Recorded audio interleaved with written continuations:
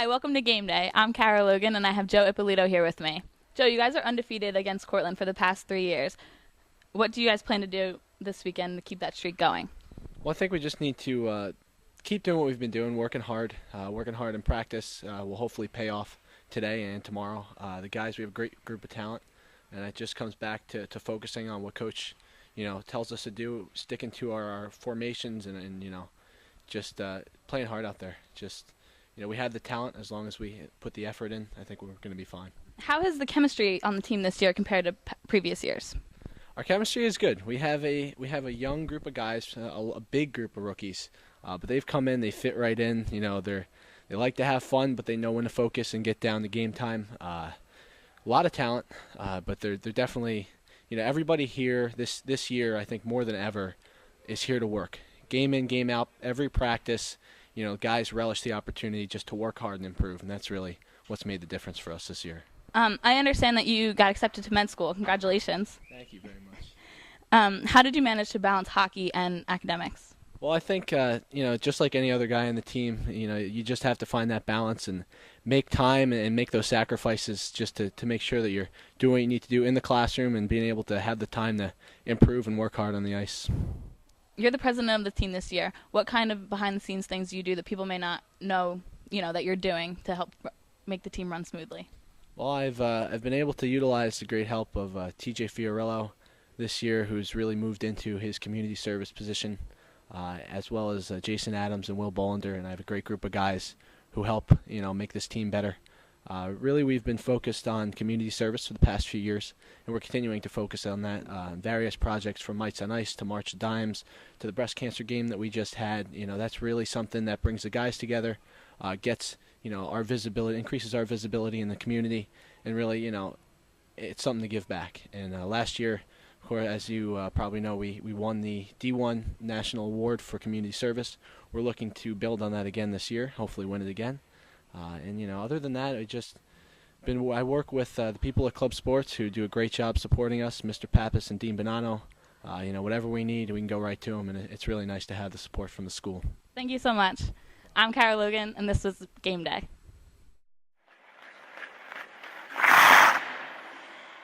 Hi, welcome to Coach's Corner. I'm Kara Logan, and I have Coach Goydich here with me. Coach, SUNY Cortland has only played 3 games so far this season. What do you plan to do to use this to your advantage? SUNY Cortland, traditionally they've been a strong club in the sense that they come out just like Binghamton does in our league. They hit hard, they skate fast, and they move pretty well in the beginning parts of the game. So being that they've only played 3 games this year, we hope to use it to our advantage that we're a little bit more conditioned in the sense of playing more games. But I still think they're going to come out, and give us all they got in the first couple of periods, if not the whole game. So to our advantage right now, we've been able to spend more time on specialty teams and 5-on-5 play. But I'm not counting them out. They have a great team in traditions past. So we got to stick to our guns and game plan and go from there. The team started off the season a little bit slow, especially on Friday nights, but have had great chemistry and came out on top for the past few weekends. What do you attribute this success to? You're right. Friday nights have been traditionally a weak spot for us, especially at home, which you don't want to have, being a home team, home game. But what we have going forth this year is we have lines that are clicking. Not saying that we have freshman lines versus senior lines, but our third line, our fourth line, especially our third line, is based with all freshmen. So there's just the chemistry that they have with each other, just being the same classes, being the same lines during games, and the locker room atmosphere just leads to the cohesiveness of the team. So that's worked well for us. Our lines seem to be clicking right now, 5-on-5. So hopefully they will tonight. Okay, that kind of brings me to my next question. A lot of freshmen have been getting playing time and succeeding on the ice. Are they exceeding your expectations, or is this kind of what you were hoping for? That's what we always hope for. You always want a freshman coming in or a group of freshmen coming in and making an impact on your team. And that's the way the team is picked. I mean, if they prove themselves in training camp and tryouts, they're going to play. Simple as that. And the freshmen we have this year, as last week's broadcast, we have guys that I've seen over the summer have coached over the summer to kind of know what they have to bring to the mix of things for this year's team. So they're well within our expectations and slowly exceeding a couple parts of their game beyond what we thought they can do, which is very important, especially going through the midway through the season here. We're getting into November, shortly going to finish out our first semester, going into next year, so next semester rather. So they're slowly doing what they need to do and climbing to being more than what we thought they can do. So it's definitely a good situation we're in. We just want to keep them developing, keep them growing. What are your goals for the balance of the year? What do you hope to see the team achieve? Team cohesiveness is obviously the first and foremost. Being, as the coach or captain or player in this locker room, we just want our guys to grow together. The line's working well 5-on-5, especially teams right now. Power play's been hurting us a bit. Penalty kill where percentages are pretty high at top of the country as far as our division is concerned, which is great. But our power plays definitely got to get more on track. But 5-on-5, I think we have the personnel right now that can get the job done. They're really working well together. And tonight, for example, we're missing a couple guys out of the lineup, so we have to switch a couple lines up. But I think they will work well together tonight and leading into the rest of the weekend. But that's the biggest thing you want, to be able to move your guys through the lineup, through different lines. Not necessarily one line's better than the other, but if each line can be cohesive and work together, obviously with the hard work ethic that we preach, we're in good shape. So I want to see what happens this weekend leading into next weekend, but can't look past Cortland. They can sting you when they're going to sting you. We've seen that before in years past, so we just got to be ready to go for tonight's game. Thank you so much. This was Coach's Corner. I'm Kara Logan, and this was Coach Goydich.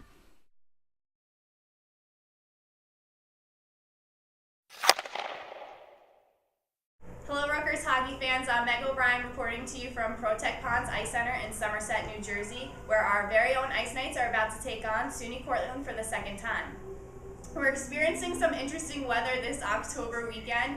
We have about 2 to 3 inches of snow already accumulated on the grounds. I have with me here today Nick, also known as Slash. What is it like to start playing a game where there's already snow outside? It's always exciting, being hockey being a winter sport, kind of gravitate towards the cold weather. Hopefully the ponds will freeze, get to go out and play some good old-fashioned pond hockey. I love it. You seem to be one of the most original people that plays for this team between your three-piece suits, your hair, and your nickname Slash. How did you get this nickname, and how long have you been growing out your hair? I got the nickname because I look like the guitar player Slash from Guns N' Roses, kind of the alter ego I developed when I started playing guitar, and started growing out my hair 7th grade. Just wanted to during my teenage angst period, and I just liked it. So I kept it. At our Pink in the Rink event last weekend, if you guys weren't there, Nick played the national anthem on his guitar for everyone. How long have you been playing guitar? Take a while to count, probably about 9 years, 10 years. It's been a while. Do you only play electric guitar? No, I play acoustic too. I just love guitar. Cool. Are you in a band? I am. What's your band name? Band name is called Jade. Check us out, jadetheband.com. Hopefully we'll be playing Warped Tour again this summer, so check it out. Getting back to hockey. Hockey is not one of the sports a lot of kids pick right away when they're growing up. Why did you choose hockey over more publicized sports such as football, baseball, or basketball? I don't know. It was always my dad's favorite sport, and he always loved it. He kind of brought me up on it, and I remember in '95 the Devils won the Cup. He showed that to me, and he brought me to a game. And that's pretty much it. It's love at first sight. I also remember when they won the Cup. Yeah, it was the best. Got a t-shirt? Yeah. Is the Devils your favorite team? They are, yeah. This is your 4th season playing with the Rutgers Ice Knights. What is different about this season, dynamic-wise, team-wise, playing-wise, than it was in the previous seasons? I think we have a really good core of returners, good senior class. We have a great goalie. I don't know. It just seems like everyone's buying into the system more this year. Used to be a lot of complaining on the side about the skating, and everyone's just kind of bearing their head and taking it. And I think it's making us stronger, and everyone's trying to win it for each other. We found out a couple of games ago that Matt McDonald has an interesting pre-game ritual. Do you have any of your own? I do, actually. Funny you mentioned that. Never get to the rink 2 hours before the game, bowl of oatmeal, and me and Jackson always experiment with hot tea. Always try to get a different one today. So today we went with decaf chai. And see, it tasted really good. See how it works on the ice. Well, hopefully it works out good for I you hope so today. too, yeah. Last night you guys beat SUNY Cortland. What's your confidence level going in today? What would you like to do differently or the same that you did yesterday? Our confidence level is very high. We definitely want to jump on them early because I don't think we've had a good first period in quite a few games. That's something we definitely need to look forward to, especially when we're playing, Penn State. So obviously it's on everyone's mind, going after the top team in the country. So definitely getting the goose egg up there, not giving up many shots, and playing well in front of Brandon, and the goals will come. Well, Slash, thank you so much for talking with me today. Good luck. Thank you.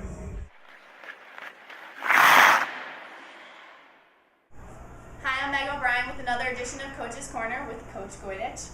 Coach, right now our very own Ice Knights are leading the conference in points. Can you explain to our viewers exactly how we acquire points and how it's ranked? Well, through the ACHA, through the conference, each win you get is 2 points. An overtime loss or an overtime shootout loss is considered 1 point. If you lose in regulation, it's 0 points. So we right now have the most wins throughout the conference. That's why we have 1 points. This late in the season, what do you change during practice to keep the team going and to keep them playing well each game? Keeping things the same from after training camp. Same type of practice tempo, same drills we normally do, with some modifications here and there, but it's still high tempo, quick practices, and nothing's really changed with the exception of training camp. So we're just moving along as we should, and things are going pretty well. Last game, we had one of our players get kicked out for fighting, and he's on a 3-game suspension. How do you handle players getting into fights, and how do you help the team so that they don't get thrown out for so long? Well, first and foremost, we don't condone fighting. What that particular player did at the end of the game, what led up to it, obviously it got the best of him, and he reacted not in such a good way. So, disciplinary actions obviously are outside of what the suspension is. We take care of our own things off the ice. So, they definitely learned their lesson. I don't see them being a problem in the future, but again, during the game, a lot of things, emotions run high, and different things lead to different things. So, but the guys know that we don't tolerate it. But if it happens, we have to make adjustments to make sure other guys are ready to go in the lineup and move from there. So, again, we're on a pretty good track right now with the personnel we have, and we have a good mesh of lines now during this suspension period. So. The guys had a pretty good game last night, but is there anything tactically you think that needs to change tonight in order to come out with another win? Well, a couple things have to change from last night. First and foremost, our first period was dominating, but it wasn't finishing, if that makes any sense. We dominated most of the play with puck possession, but we just didn't capitalize on our chances, and that's one thing. Going forward, especially against other teams this year, where we really have to hone on. When you get your chance, you got to finish them. And pretty much what separates good teams from average or mediocre teams is that they finish your chances. And last night I felt in the first period we didn't. Second period, a great period, not just because of the amount of goals we scored, but the situations that the goals were scored in. I mean, we had a total of 3 shorthanded goals last night, which means we're on the penalty kill and we actually score against their power play unit. That happened 3 times last night. Our power play clicked last night for the first time in a while with another 3 goals, and 3 goals came on even strength play. So. It was an impressive second period, not just for the goals, the amount of goals that we scored. It was the situations that we scored them in, and I thought we had a great PK last night. Our percentages right now are pretty close to the top of the country for PK, and power play is slowly getting there as a unit. But again, hopefully within the next couple of weeks we can hone on these skills and improve. Well, Coach, good luck tonight. We hope you come out with another win. Yes, tonight's a big game. Very big game tonight.